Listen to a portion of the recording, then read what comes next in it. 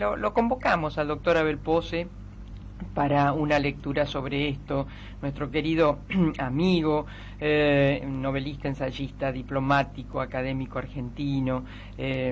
¿Cómo le va, doctor? Buen día, ¿cómo está usted? Buen día, ¿cómo está? Lo escucho. Muy bien, muy contento de estar con ustedes otra vez. Bueno, doctor, ¿qué le viene a la memoria de aquel 30 de octubre y después vamos a estos 37 años de democracia? Bueno, al principio tuvimos una apertura democrática con Alfonsín que fue formidable desde el punto de vista político, después tuvo un fracaso económico, pero esto es secundario. La democracia es la apertura de una sociedad a la razón política y el respeto constitucional. En ese sentido, muchas cosas han andado bien. Por empezar, tenemos la alternativa política y la falta de violencia en la política argentina a través de los golpes de Estado y todo lo que hemos conocido. Ese es un aporte. El otro que falta es la cultura democrática de una sociedad que juegue tranquilamente y sin llegar a formas ilegales y anticonstitucionales a gobernarse. Eso todavía nos falta porque hay una nostalgia de aplicación de la Constitución, tenemos problemas como los que estamos viendo en los últimos tiempos, que es prácticamente la creación de un pensamiento destructivo de las normas tradicionales, liberales, constitucionales. Y bueno, creo que eso es malo. Creo que si se quiere transformar algo dentro de las normas institucionales, tiene que ser como lo dice los diversos reglamentos para modificar la Constitución.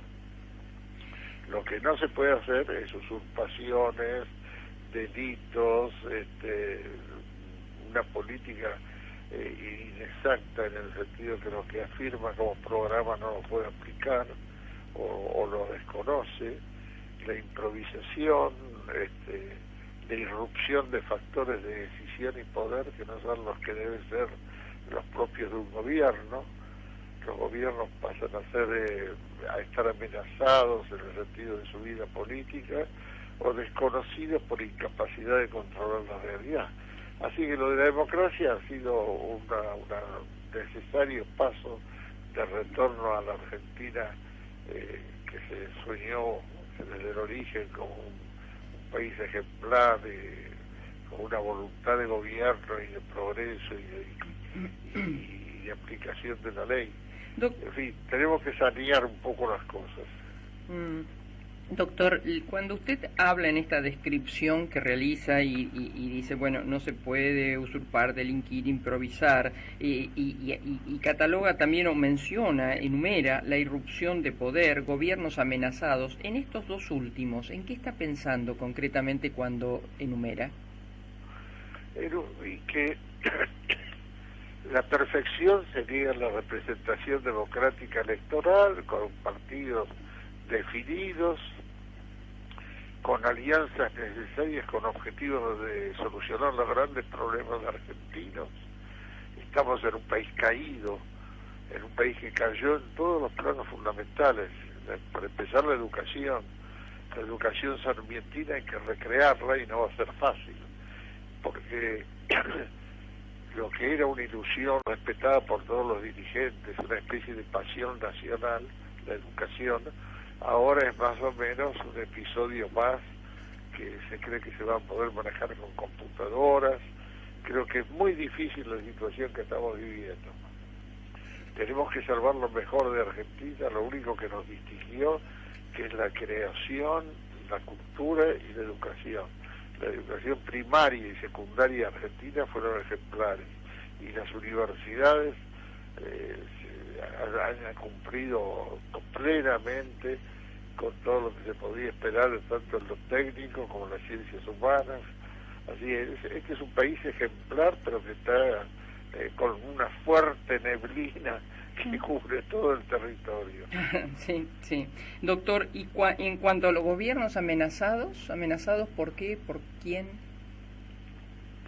Los gobiernos se amenazan por sí mismos, porque en Argentina hay una melancolía de ideas que no se aplican ya en el mundo. Por ejemplo, ellos creen que los chinos hicieron la revolución para vivir pobremente, exigidos todo el resto de su vida, en trabajos sórdidos, en casas feas. No, la revolución se hizo para superar a los países que vivían con mejor nivel de vida. Y lo vimos claro que cuando muere Mao Zedong, que fue el guerrero que organizó la forma de poder para transformar a China, los transformadores de China inmediatamente enriquecieron al país, hicieron en pocos años una revolución inimaginable de crecimiento al 10, 11%, que es cifras aparentemente imposibles de alcanzar, y crearon hasta una casta de gente muy rica y millonarios en China, sobre todo en la zona de Shenzhen, lo que antes era Cantón y todo eso, la zona industrial, productiva y comercial. Entonces nuestra izquierda, una izquierda criolla, no una izquierda partidaria, es otra desgracia. Entonces la izquierda criolla y juvenil cree que es una aventura de pegar unos tiros como fracasados frente a la realidad del poder y pasar por formas impresionistas de la política y no formas meditadas, institucionalizadas y serias de los programas del país.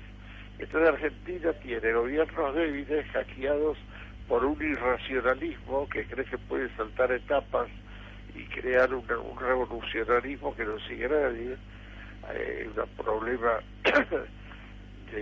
Hay un problema, digamos, de destrucción de las instituciones y falta de comando en el poder. Son poderes débiles.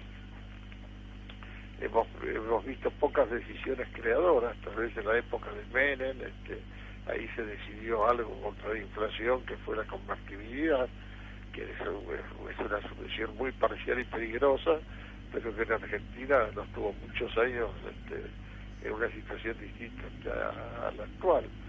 Y después hay que crear confianza, amor a la patria sobre todo. Este país se olvidó de su patria.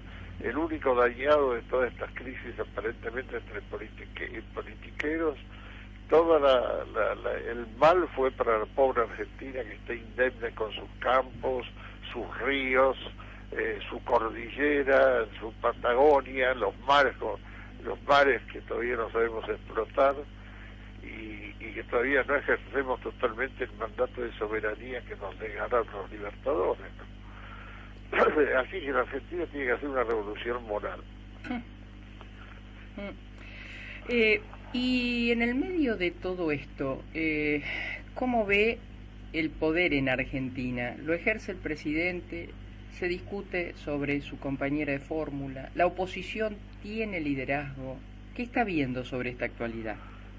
Bueno, muy mal todo, porque por empezar el poder actual nace de una situación irrisoria, que el que gana la elección se nombra en segundo lugar y en primer lugar se lo da a un señor que de alguna manera se siente dirigido o ubicado dentro del esquema de voluntad de otro. Esto es un grave problema porque un sistema presidencialista como el argentino establece en la Constitución como atribución fundamental de la presidencia de la nación, nombrando al presidente como el jefe supremo de la nación y de la administración. Esto implicaría un gobierno fuerte para decir que no a tantas tonterías como los últimos intentos de tomar campos. O sea, la referencia constitucional parecería que desanimaría al presidente cuando debería ser el libreto de su fuerza. Y algo parecido pasa en el Poder Judicial, asediado durante años por nombramientos así del poder ejecutivo. De hecho, el Poder Judicial perdió esa distancia en la altura jurídica que permitía tener una autoridad total en la interpretación de la Constitución, que es su función, ¿no?, fundamental. Así que todo esto se fue ensuciando. Tenemos una política nublada, una política de arranques y de renuncias y de dependencia. El presidente de la Nación no tiene la fuerza visible como para decidir, y tenemos entonces esos gabinetes nombrados desde distintas presiones y no pueden alcanzar la unidad de gobierno, no son equipos. ¿Qué tiene, amontonamiento? Y sí, son amontonamientos temporarios con líderes que emergen de acuerdo a su función, si pueden hacer algo. El caso de lo que pasó con la desocupación de este campo, que pareció una aventura peligrosa, y simplemente cuando se aplica el poder del Estado y se cree en la ley, no hay nada que dudar y se aplica.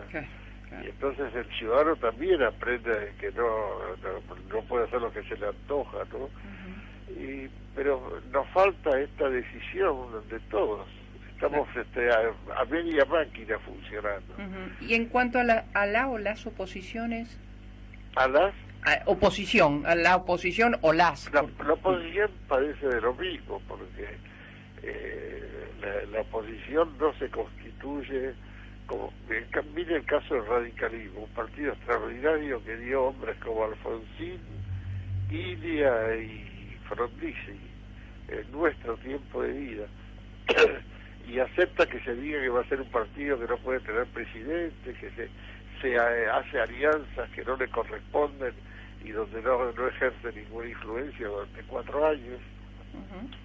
En fin, yo creo que el país le falta coraje, le falta definición, es un país sin perfil, digamos, de decisiones, los líderes son débiles y transan con todo, se hacen pruebas con todo.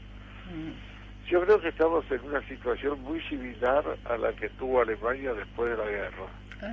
Y después de la guerra ese país estaba destrozado físicamente en cuanto a sus estructuras productivas y las viviendas. Había sido, hay 3 o 4 ciudades como Hamburgo, Dresden, Frankfurt, que fueron arrasadas con napalm, con bombas incendiarias, ¿no?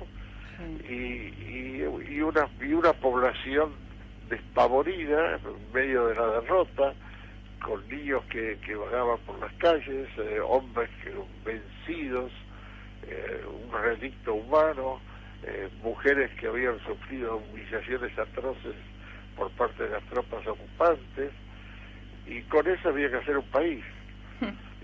Y bueno, lo que propuso Adenauer fue, cuando sube en el 49, los primeros 4 años antes de la inmediata posguerra, el país estaba ocupado por 4 países vencedores.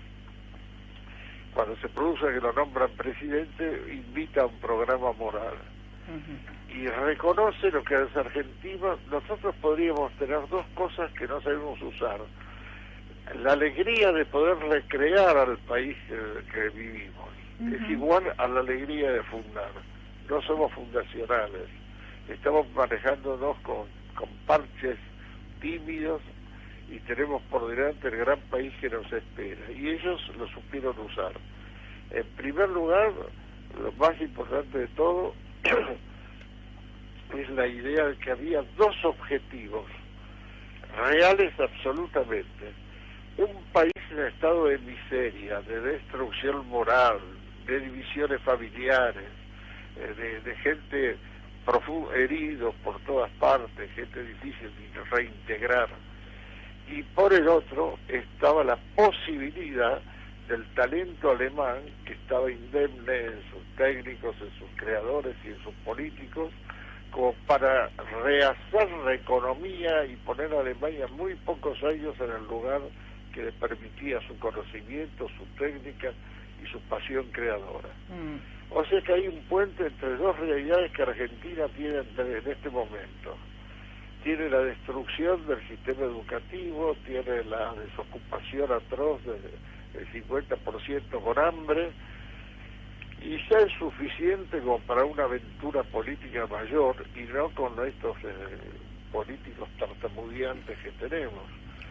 y sería el puente fundamental, lo que tenemos cantado, que toda la clase obrera argentina centrada en la CGT tiene la voluntad de trabajo, no de revolución paródica, de trabajo, que eso, el fin total de una revolución es dar la felicidad del trabajo y la independencia de los hombres como vivía Argentina. Y por el otro lado, tienen la posibilidad, con los créditos internacionales, de crear el plan de confeccionar ese nacionalismo productivo, esa patria productiva, en todos los estamentos, desde las pymes hasta el campo con su enorme producción, alimentarlo totalmente, no dejarlo con ridículas disminuciones de lo que le corresponde con dólares a 50 pesos. Esta es la otra publicidad, es igual que en Alemania. Y para eso los alemanes, después de unos años de Adenauer, declararon el plan fundamental económico y el reconocimiento de lo que eran. Ellos necesitaban insertarse en Occidente, que era la única vía posible para un país con la cultura alemana, y entonces para ellos necesitaban la posibilidad, que lo hicieron con toda energía, de crear una forma política absolutamente para medida de los desafíos, y crear al mismo tiempo una economía fuerte y una solución social fuerte. Igual que Argentina, en lugar de transformar los problemas sociales en las aventuras más o menos, digamos, explicables de Grabois, ¿no? Cuando él cree que necesita tener la gente una habitación, eso es verdad, pero ellos, los alemanes, lo hicieron con un plan económico extraordinario, que las mismas personas había que darles un trabajo, y desde el trabajo una escuela cercana, como hizo después Lula en Brasil, trabajo, escuela y familia, y así se recrea una sociedad. Y al mismo tiempo, en lo otro, el poder industrial y productivo a máxima, a toda máquina, con un sentido nacionalista de producir, como lo hicieron los alemanes en la posguerra, y en 10 años llegaron a ser de nuevo un país ejemplar. Nosotros tenemos la misma situación que Alemania. En lugar de embromar con macaneos ideológicos, con políticas violentas de revolución, con gente que está muerta de hambre como para hacer una revolución, tenemos que usar esta realidad para desarrollarla racionalmente, no para crear villas miserias como la que intentaron ahora en la provincia de Buenos Aires. Tenemos que crear zonas de pueblo trabajado, que el desocupado se reorganice trabajando, que empiecen a pasar de la categoría de becarios del Estado, con bastante indignidad, diría yo, a miembros plenos de un puesto público, de un pueblo o privado, pero de trabajador, ¿no es cierto? Hay que traspasar la cantidad enorme de ayudas a puestos concretos de trabajo, sobre todo para apoyar las pymes en la primera etapa y para apoyar la gran industria que tiene que reconstruir. En fin, tenemos la posibilidad, si tenemos coraje, de ser fundacionales y poner en pie la Argentina. Porque la Argentina está indemne. Si usted mira el mapa va a ver que los ríos siguen corriendo, el mar se extendió, el verde cubre todo. Si usted toma un avión y va salta desde Rosario, ve verde y verde y verde. Yo no sé, es el sueño de cualquier país, con pocos habitantes, que ahora la mitad están en situación de penuria. Así que los dirigentes están por debajo de estas verdades ejemplares, pequeñas, que le da la misma historia de experiencia de los países que han sufrido más. Abel Pose, Marcos Pereira lo saluda. Yo a veces pienso que esa abundancia que nos caracteriza a veces también nos condena, ¿no? No entendí bien, perdón. Que digo que a veces esa abundancia de la que usted hacía referencia del verde, de los ríos, etcétera, a veces nos condena también, como que Sí, nos porque sobra eso todo y no es- nos preocupamos mucho por hacerlo crecer, etcétera. Es verdad, hemos sido malcriados nosotros, hemos vivido años insólitos.